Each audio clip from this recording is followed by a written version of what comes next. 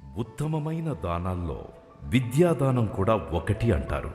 అటువంటి విద్యాదానం చేస్తూ తన పరిధిలో ఎంతోమంది బీద తెలుగు విద్యార్థులకు ఆంగ్లంలో పట్టు సాధించేలా చేశారు ఘంటా వీరప్రసాద్ గారు.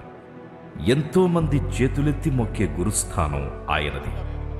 గురువంటే కేవలం పాఠాలు మాత్రమే మొక్కుబడిగా చెప్పి వెళ్ళిపోకుండా తన విద్యార్థులు ఎంతో ఎత్తుకెదగాలనే సేవాభావంతో ఒక వినూత్న ఆలోచనకు శ్రీకారం చుట్టి ఏపీ సీఎంతో సహా ఎందరో ప్రముఖుల ప్రశంసలు పొందారు శ్రీ ఘంటా వీరప్రసాద్ గారు. ఆయన చదువుకున్నది తెలుగు మీడియమే అయినా విద్యార్థి దశలో తానెదుర్కొన్న అవమానాలు, అవహేళనల వల్ల, అనుభవించిన మానసిక బాధ వల్ల ఇంగ్లీష్ మీద పట్టు సాధించారు ప్రసాద్ గారు. తనలాగా ఎవ్వరూ బాధపడకుండా ఇంగ్లీష్ అనేది కేవలం భాష మాత్రమే, ఎవరైనా ఈ భాషను అనర్గళంగా మాట్లాడవచ్చు అనే కాన్ఫిడెన్స్ని తన స్టూడెంట్స్కి ఇచ్చారు. 2009లో ఇంగ్లీష్ టీచర్గా ఓ ప్రభుత్వ పాఠశాలలో మొదలుపెట్టిన ఆయన ప్రస్థానం 100 మంది తెలుగు స్టూడెంట్స్కి ఇంగ్లీష్ నేర్పించడంతో మొదలైంది.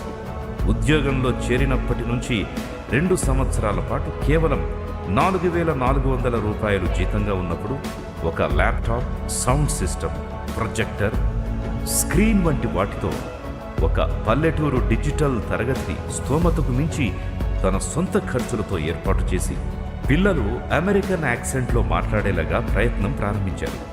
యుఎస్లో ఉండే కొంతమంది తెలిసిన విద్యార్థులతో వీరికి ఆన్లైన్ క్లాసెస్ని ఏర్పాటు చేసి తన విద్యార్థులు వారితో డిబేట్ చేసే స్థాయికి తీసుకెళ్లారు శ్రీ వీరప్రసాద్ గారు. క్లాసులో కేవలం ఓ పాఠం చెప్పి వెళ్ళిపోకుండా తెలుగు మీడియం విద్యార్థులను సునాయాసంగా ఇంగ్లీష్ మాట్లాడే స్థాయికి తీసుకెళ్లడం మామూలు విషయం కాదు. అందుకే ఏపీ ముఖ్యమంత్రి, జిల్లా కలెక్టర్లు కూడా వీరప్రసాద్ గారిని గుర్తించి వారిని కాకినాడ, తుని మొదలైన చుట్టుపక్కల ప్రాంతాల్లో కూడా 6,310 మంది తెలుగు విద్యార్థులకు ఇంగ్లీష్ నేర్పే గురుతర బాధ్యతలు అప్పగించారంటే వీరప్రసాద్ గారి అంకితభావం, సేవానిరతేంటో మనకు అర్థమవుతుంది. ఆయన ప్రతిభను గుర్తించిన ఎన్నో కార్పొరేట్ విద్యా సంస్థలు ప్రసాద్ గారిని తమ విద్యా సంస్థల్లో పనిచేయాలని కోరాయి. ఆయన్ను ఆహ్వానించి బ్లాంక్ చెక్కులతో మభ్యపెట్టి వాడుకోవాలని చూస్తారు. కేవలం తన సేవలు గవర్నమెంటులో చదివే పేద విద్యార్థులకే అని భీష్మించుకొని కూర్చున్నారు ఆయన. తనలాగా ఎవ్వరూ అవమానాలు ఎదుర్కోకూడదు అనే సదుద్దేశమే ప్రసాద్ గారిని ఇంత ఎత్తుకెదిగేలా చేసింది. ఎందరికో ఉజ్వలమైన భవిష్యత్తునిచ్చేలా చేస్తుంది.